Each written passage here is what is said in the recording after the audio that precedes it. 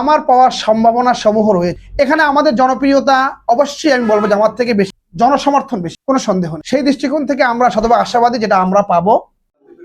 Islamic ৮টি দল ইতিমধ্যেই তারা আসন সমঝোতায় এসেছে, সেই জায়গা থেকে এই বরগুনার ২ আসনে আসন সমঝোতায় সেক্ষেত্রে আপনি কতখানি এগিয়ে রয়েছেন? এই ছিল আমার প্রশ্ন। ধন্যবাদ। ধন্যবাদ, থ্যাংক ইউ।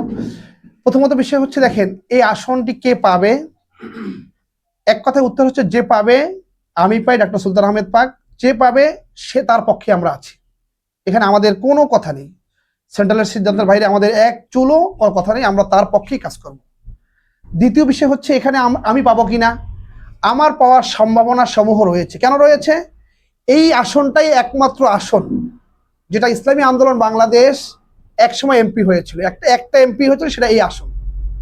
এখানে আমাদের জনপ্রিয়তা অবশ্যই আমি বলবো জামাত থেকে বেশি, আমাদের জনসমর্থন বেশি, কোনো সন্দেহ নেই। সেই দৃষ্টিকোণ থেকে আমরা শতভাগ আশাবাদী যেটা আমরা পাবো। বাকি যে পাক তার পক্ষে আমরা কাজ করব। কথা ক্লিয়ার একদম।